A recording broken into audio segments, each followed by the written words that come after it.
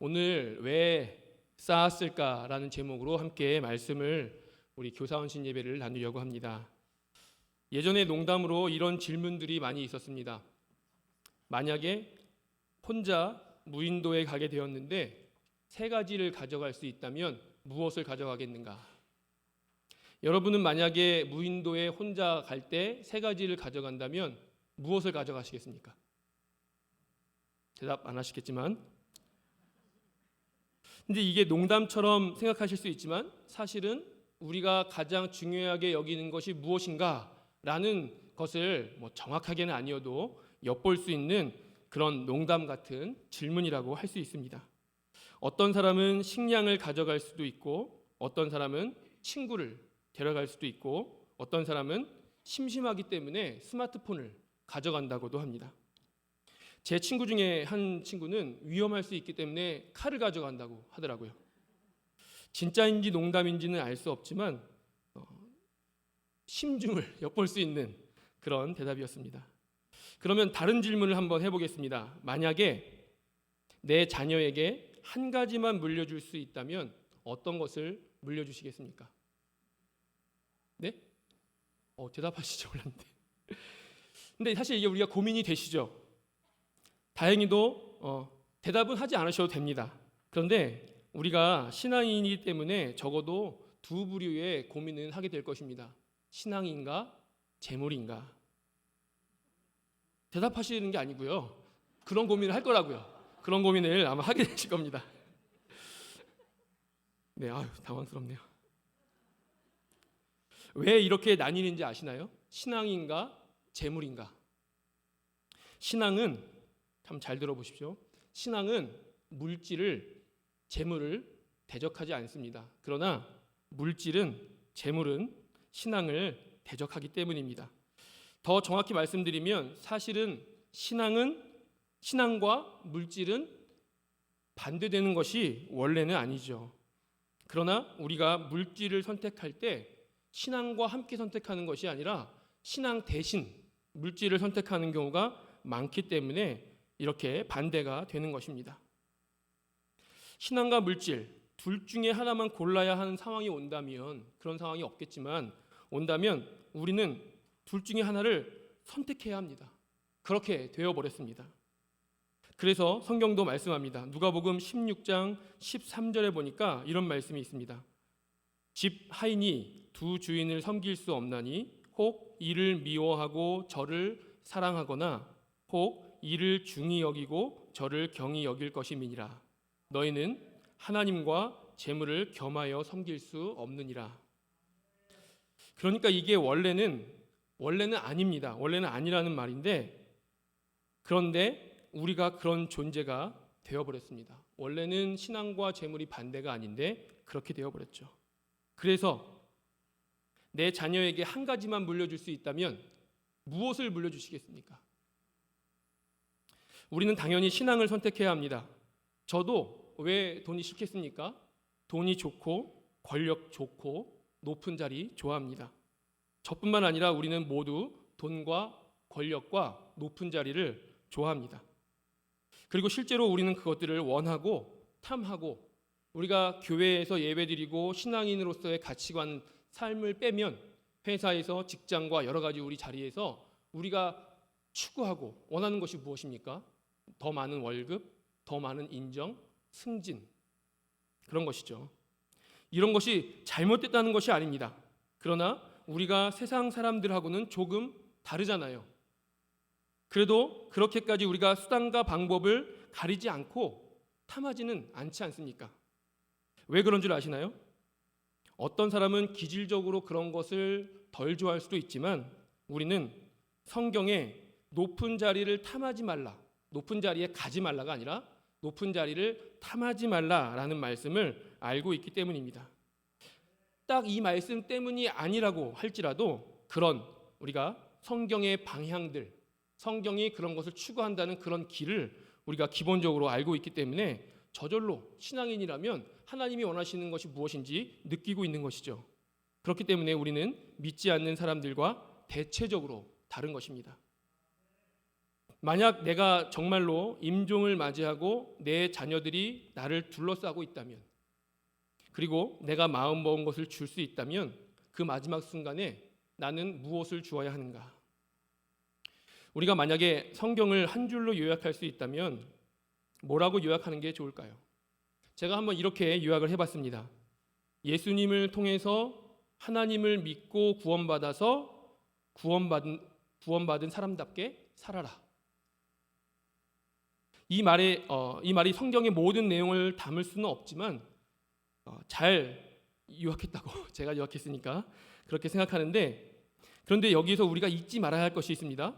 예수님을 통해서 하나님을 믿고 구원받아라가 아니라 예수님을 통해서 하나님을 믿고 구원받아라, 그래서 구원받은 사람답게 살아라. 이것이 성경의 목적이라는 것입니다.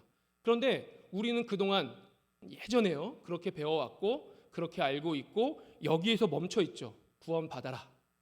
근데 성경은 항상 예수님은 그래서 서로 사랑해라, 구제해라, 이렇게 해라, 이렇게 해라가 예수님의 말씀의 99%입니다. 1차적으로는 우리가 구원받는 것이 목적이겠지만 하나님의 목적은 우리가 구원받는 것이 아니라 구원받아서 하나님의 백성으로서 사는 것이 목적입니다. 그것이 우리가 구원받은 목적입니다. 이스라엘이 하나님께 선택을 받았죠. 하나님이 이스라엘을 선택하신 목적이 무엇입니까? 너희만 내가 특별히 선택했으니 너희는 구원을 받아라 입니까? 너희를 내가 특별히 선택했으니 너희는 구원받아서 구원받은 백성의 사명을 다해라. 이게 이스라엘이 구원받은 목적이죠. 그 구원받은 목적의 첫 번째 사명은 온 세계에 하나님을 알리는 것이었습니다. 하나님이 우리에게 성경을 주신 것은 단순히 믿어라가 아닙니다. 하나님이 우리에게 예수님을 보내주신 이유는 믿고 구원받아라까지가 아닙니다. 믿어서 그렇게 살아라입니다. 그런데 이스라엘이 이 하나님의 목적에 맞게 살았나요? 성공했나요? 늘 실패하죠. 계속해서 말씀드리는 거지만 이스라엘의 시작은 출애굽이니까 출애굽부터 한번 살펴보겠습니다. 이스라엘 백성들이 하나님을 올바로 믿고 있었습니까? 출애굽 때요? 아니죠. 분명히 야곱이 이제 애굽으로 내려왔으니까요. 야곱 때는 하나님을 제대로 믿었는데, 물론 시간이 꽤 지나서 430년씩이나 지났지만 지난 후에 보니까 신앙이 있기는 있었는데, 부모님께 조상에게 들은 풍월은 있었는데 별로 그렇게 신앙인은 아니었던 것 같습니다. 이스라엘이 10가지 재앙과 홍해를 건너면서 하나님을 제대로 알게 되었습니다. 그러나 그들의 신앙이 그들의 후손들에게 제대로 전달이 되었습니까? 아니죠. 가나안에 들어가서 여호수아가 있을 때는 하나님을 올바로 믿었지만 그 신앙이 후손들에게 올바로 전달되었습니까? 아니죠. 그래서 사사기가 시작되었죠. 하나님이 다윗에게 너는 너의 왕국이 지속될 것이다. 너는 나의 마음에 합한 자다 하셨는데 그 신앙이 잘 전수되었나요? 그 다윗이 신앙을 잘 전수했습니까? 몇 대를 가지 않고 바로 아들 솔로몬, 그 지혜에 전무후무한 솔로몬이 어떻게 되었습니까? 우상 왕이 되었죠. 전무후무한 우상 왕이 되었습니다. 그 이후 이스라엘 역사를 보면 하나님을 향한 배신과 배교의 역사입니다. 오죽하면 하나님이 호세아를 통해서 말씀하시죠. 이스라엘은 가늠한 고멜과 같다. 만약 이런 일이 있으면 안 되지만 여러분의 배우자가 다른 이성과 눈이 맞았습니다. 그러면 어떻게 하시겠습니까? 쫓아가지 않죠. 의뢰해야죠. 전문가에게 의뢰해야 됩니다. 눈이 맞은 게 어떻게 하는 게 눈이 맞는 건가요? 다른 사람과 결혼을 하면 눈이 맞은 겁니까? 다른 사람을 데이트하면 눈이 맞은 겁니까? 아니면 다른 사람에게 호기심이 느껴지면 눈이 맞은 겁니까? 어떻게 하는 게 눈이 맞은 거죠? 그런데 우리가 그렇다는 거죠. 하나님께 온전히 집중 못하고 하나님의 백성으로서 온전히 살아가지 못하고 우리 모습을 보면서 하나님이 어떤 감정을 느끼실까요? 하나님이 우리를 보면서 너는 다른 종교로 갔으니 간음한 거다. 그러면 다른 종교로 가지 않았으면 간음이 아닙니까? 하나님께 온전하지 못한 시작부터가 간음의 시작이 된 것입니다. 이것이 이스라엘이 아니라 우리의 모습이라는 것이죠. 왜 이렇게 되었죠? 신앙을 올바로 전수받았어도 이 신앙을 죽을 때까지 온전히 지킨다는 것이 보통 어려운 것이 아니라는 것을 우리가 알고 있지 않습니까? 그런데 이스라엘은 전수조차도 잘 못하고 있었습니다. 그러나 하나님은 신앙 전수를 굉장히 중요하게 여기시죠. 이스라엘 백성들이 혹시라도 재물이 부족할까, 유산을 물려주지 못할까, 그들의 인맥이 끊어질까 걱정하는 것이 아닙니다. 하나님은 여기에 하나도 관심이 없으시죠.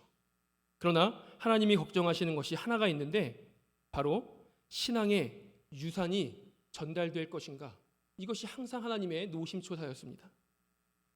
여호수아는 모세의 뒤를 이어서 이스라엘의 지도자가 된 사람입니다. 오늘 말씀은 이스라엘이 여리고 성을 앞두고 요단강을 건너기 직전의 상황입니다.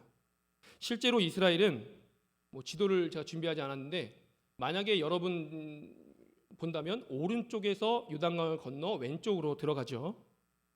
그리고 진입하자마자 실제로 성경에는 길갈이라는 곳에 진을 치지만 바로 성은 여리고성입니다. 여리고성과 길갈은 눈으로 보일 정도의 거리입니다. 이스라엘이 얼마나 걱정이 많았을까요? 이스라엘이 어떤 걱정이 들까요? 여호수아가 과연 모세만큼 해줄 것인가? 아마 여호수아는 매일 밤 자지 못했을 것입니다. 요즘에 제가 이제 같은 사무실에 있으니까 이재인 전도사님이 제가 허락받고 얘기하는 건데 밤을 매일 새고 나온답니다. 왜 이렇게 밤을 새냐고 했더니 성경학교가 일주일밖에 남지 않아서 잠이 오지 않는답니다. 이거 웃으시지만 얼마나 잠이 오지 않을 정도로 걱정이 된다고 합니다. 과연 성경학교가 성공적으로 마쳐질 것인가? 내가 담당하고 있는 아이들이 과연 재미로 끝나지 않고 은혜를 받을 것인가? 걱정이 됩니다. 그런데 다른 사역자들도 마찬가지죠. 영화부도 일주일도 남지 않았습니다. 모든 아마 사역자들이 그런 마음일 겁니다. 여호수아는 매일 밤 잠을 이룰 수 없었겠죠. 성경학교가 일주일만 남아도 잠이 안 오는데 모세의 뒤를 이어서 요단강을 건너야 되고 초롱성인 여리고가 앞에 있는데 잠이 오겠습니까? 밥이 넘어가겠습니까? 얼마나 걱정이 많았을까요? 또 전쟁은 어떻게 할 것인가? 도대체 저 요단강은 어떻게 건널 것인가? 내가 예전에 20살 넘어서죠. 제가 제 기억으로는 틀릴 수 있지만 이거 제가 계산을 했었는데 39살이라고 제가 계산을 한번 했었는데 여호수아가 39살에 홍해를 건넜습니다. 그러면 홍해를 건넜을 때 40년 전에 내가 젊은 나이에 홍해를 건넜지만 지금 내 나이가 과연 요단강을 이 백성들을 이끌고 건널 수 있을 것인가? 이런 상황이 없었다면 그때의 영광으로 끝날 걸.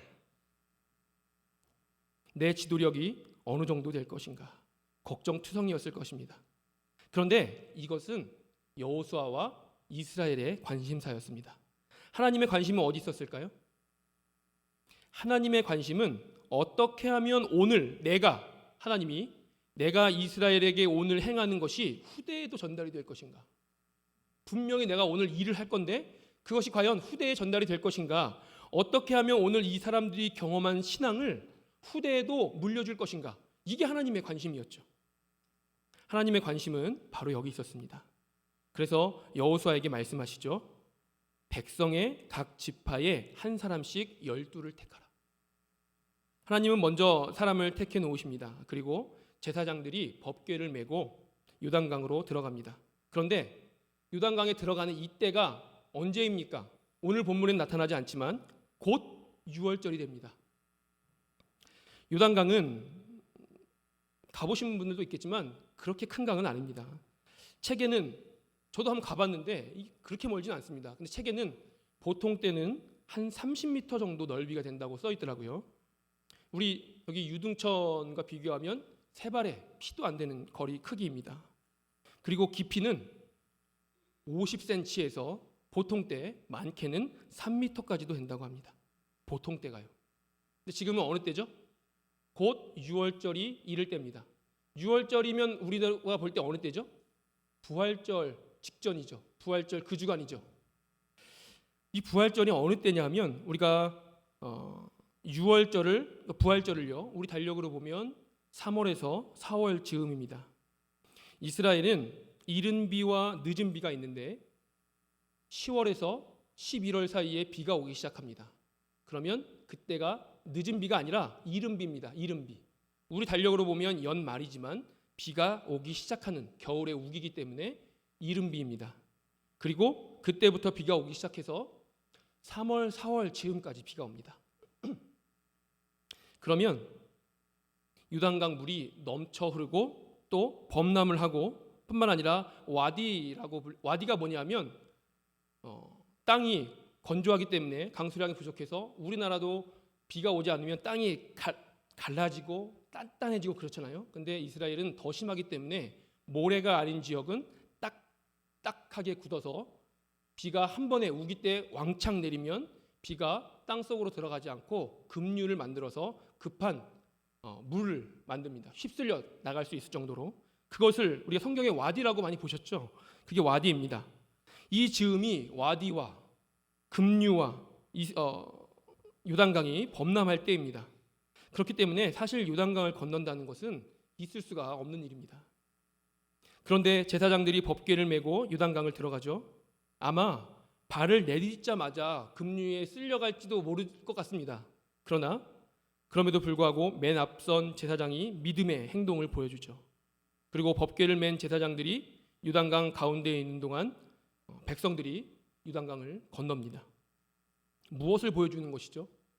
하나님이 지켜주고 계신다. 지난번 예전 홍해처럼 지금도 하나님이 여전히 함께 계신다라는 것을 알려주는 것이죠. 법궤가 하나님을 상징하고 있는데 지나가는 사람마다 30m밖에 되지 않는 강을 건너는 60만 명이 보는 사람마다 아이마다 하나님이 우리와 함께 하시는구나. 임마누엘의 하나님을 경험했을 것입니다. 그리고 나서 각 지파의 한 사람씩 택한 그 사람들이 제사장들이 서 있던 그곳에서 돌들을 가져다가 자신들이 진친 곳에 돌탑을 쌓게 되고 여호수아가 또 그 자리에 가서 또 12개의 돌탑을 쌓게 되죠. 왜 세웠을까요? 우리는 이미 다 알고 계시잖아요. 우리가 보통 등산을 하면 작은 돌탑들이 있는 것을 발견합니다. 그 돌탑들을 왜 세우죠? 기념하기 위해서입니다. 내가 왔다 갔다 라는 것을 기념하기 위해서입니다. 그리고 왠지 모르게 우리나라는 돌탑에다가 소원을 비는 경향이 있잖아요. 그래서 우리가 소원을 빌지 않더라도 신앙심이 강한 한국 사람들은 나도 모르게 뭔가 그런 마음들이 없지 않습니다. 하나님도 이스라엘 백성들에게 돌을 쌓고 이것이 표징이 될 것이다 라고 말씀하셨습니다. 만일 후일에 너희 자손들이 물어 이르되 이 돌들은 무슨 뜻이냐 하거든 너희는 이르기를 물이 여호와의 언약궤 앞에서 끊어졌다고 하라. 오늘 6절에 표징이라는 단어가 나옵니다. 이 돌들이 기념비가 되는 것이죠. 그러나 표징이라는 단어는 히브리어로 오트라는 단어인데 이 오트라는 말은 어떤 뜻이 있냐고 하면 다른 것의 진실성을 입증하는 물건이다라는 뜻이 있다고 합니다. 다른 것의 진실성을 입증하는 물건. 예를 들면 이런 것이죠. 창세기 9장에 하나님이 다시는 홍수로 심판하지 않겠다고 하시고 그 증거로 뭘 주시죠? 무지개를 주시죠. 그리고 그것을 언약의 증거다라고 말씀하십니다. 언약의 증거다. 여기서 말하는 이 증거가 오트입니다. 하나님이 말씀하신 것에 대한 진실성을 입증하는 물건은 아니지만 무지개. 하나님의 관심은 이스라엘의 물이 이렇게 범람하는데 어떻게 요단강을 건널 것인가? 한 사람이라도 실족하면 어떻게 하는가? 과연 철옹성 여리고를 이길 수 있을 것인가? 여기에 있지 않으십니다. 하나님은 이미 이겼다, 너희 것이다, 주었다 라고 말씀하셨잖아요. 하나님은 여기에 관심이 전혀 없으세요. 당연한 거니까. 하나님의 관심은 이 백성들이 계속해서 이 신앙을 유지할 것인가? 과연 이 다음 세대가 또 그 다음 세대가 이 신앙을 유지할 것인가? 하나님은 항상 여기에 관심이 있으십니다. 담임 목사님께서 지난주에 신명기에 대해서 설명을 해주셨는데 기억나시나요? 안 나시면 또 설명해야 되는데. 신명기가 목사님이 모세의 설교집이다라고 말씀하셨었는데 기억나시죠? 가나안을 목전에 둔 모압 평지에서 모세가 이스라엘 백성들을 두고 설교를 했습니다. 신명기가 무슨 뜻입니까? 신명기. 새로운 계명인가요? 아니죠. 다시 계명을 주는 것입니다. 새로운 것을 주는 것이 아니라 예전에 받았던 그 계명을 다시 주는 것입니다. 그런데 그것을 모세가 설교로서 알려주는 것이죠. 왜죠? 이스라엘이 받은 계명은 40년 전에 시내산에서 받았습니다. 그런데 그 중에서 그때 20세 이상이었던 사람은 지금 모세, 여호수아, 갈렙밖에 없잖아요. 그런데 모세는 곧 죽을 예정입니다. 그만큼 다음 세대의 신앙을 물려주는 것이 중요하다는 것이죠. 오늘 우리는 어디에 관심이 있습니까? 신앙입니까? 자녀의 교육인가요? 건강입니까? 재물입니까? 지금 말씀드린 게 무엇이 나쁘다 좋다가 아니라 다 중요하죠. 다 중요합니다. 우리가 경기가 나빠져도 지출 부분에서 줄어들지 않는 것이 하나 있다고 합니다. 자녀의 교육비라고 합니다. 이게 나쁘다는 것이 아니라 단순히 우리의 관심사가 어디에 있는가, 어디에 가장 관심이 있는가를 보여주는 것이죠. 2022학년 작년 한국 대학 진학률이 80%라고 합니다. 학교 광고들을 보면 4년제 대학 진학률 92% 이런 거 보셨나요? 예전에 많이 광고가 있었는데 2022학년 한국 대학 진학률이 80%라고 합니다. 예전보다 지금이 훨씬 더 대학을 반드시 가야 한다라는 인식이 많이 없어졌죠. 그런데도 80%입니다. 그리고 대학에서 그치는 것이 아니라 요즘엔 석박사의 비중도 굉장히 많죠. 다른 나라의 대학 진학률은 어떤지 아시나요? 제가 유럽을 중심으로 봤는데 네덜란드 56%. 제가 이제 알만한 나라들만 말씀드리면 스위스 51%, 스페인 50%, 독일 37%. 왜 이렇게 낮을까요? 제가 혼자 생각해 봤더니 독일도 지금은 서서히 대학을 이제 외국인들에게는 학비를 받는다고 하는데 얼마 전까지만 해도 전체 무료였잖아요. 그렇기 때문에 다른 나라 사람들이 많이 와서 자국민이 대학을 못 갔나 그런 생각을 한번 해봤는데 독일이 37%로 뚝 떨어졌고 이탈리아가 29%라고 합니다. 한국은 80%. 유럽에서 교육열로 손꼽히는 나라가 아일랜드라고 합니다. 아일랜드의 작년 대학 진학률은 62%입니다. 우리나라와 비교가 되지 않죠. 진짜인지는 모르겠지만 미국의 입시 열풍이 한국의 이민자들 때문에 생겼다는 말은 우리가 들어본 것이 1, 2년 사이의 말이 아니죠. 그런데 왜 신앙교육열은 우리가 교육열이 높은 게 나쁜 것이 아닌데 왜 신앙교육열은 이렇게까지 높지 않을까요? 우리가 무엇을 더 중요하게 여기고 있는지 확연히 알 수 있는 것이죠. 신앙교육열은 왜 저조합니까? 숫자적인 퍼센트를 말하는 것이 아닙니다. 제 세대는, 저같이 젊은 세대는 저희 부모님보다 제가 학력이 높습니다. 저희 부모님보다 제가 전문 지식이 더 많습니다. 저희 부모님보다 사회 일반 인터넷을 해서 그런지 정보가 더 많습니다.